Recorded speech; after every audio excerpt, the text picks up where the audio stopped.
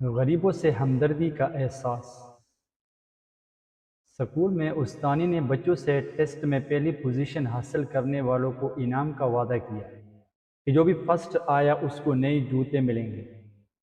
Test ہوا، سب نے یکساں نمبر حاصل کیے۔ اب ایک جوڑا سب کو دینا ناممکن تھا، اس لیے استانی نے کہا کہ چلے قرآن اندازی کرتے ہیں، جس کا بھی نام نکل آیا اس کو یہ نئے جوتے دیں گے۔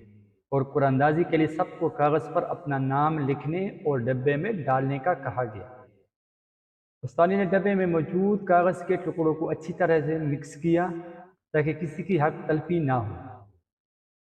پھر سب کے سامنے ایک ٹکڑا اٹھایا، جو ہی کھولا تو اس پہ لکھا تھا وفا عبدالکریم۔ سب نے تالیاں بجائیں۔ وہ اشکبار آنکھوں سے اٹھی اور اپنا انعام وصول کیا، کیونکہ وہ پھٹے پرانے کپڑے اور جوتوں سے تنگ آ چکی تھی۔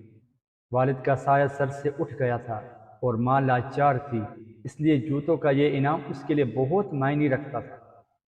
جب استانی گھر گئی تو روتی ہوئی یہ کہانی اپنے شوہر کو سنائی، جس پر اس نے خوشی کا اظہار کیا اور رونے کی وجہ بھی دریافت کی۔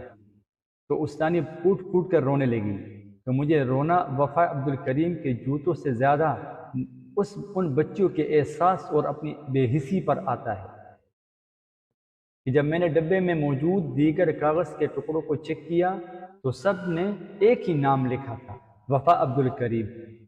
ان معصوم بچوں کو وفا عبدالکریم کے چہرے پر موجود لاچاری کا درد اور کرب محسوس ہوتا تھا، لیکن افسوس کہ مجھے وہ درد محسوس نہیں۔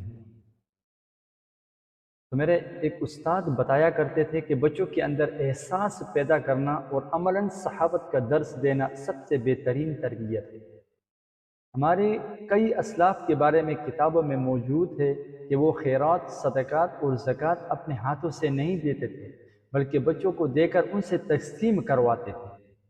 جب پوچھا گیا تو یہی وجہ بتائی کہ اس سے بچوں کے اندر بچپن ہی سے ایک اچھی صفت اور غریبوں اور لاچاروں سے ہمدردی کا احساس پیدا ہوتا ہے۔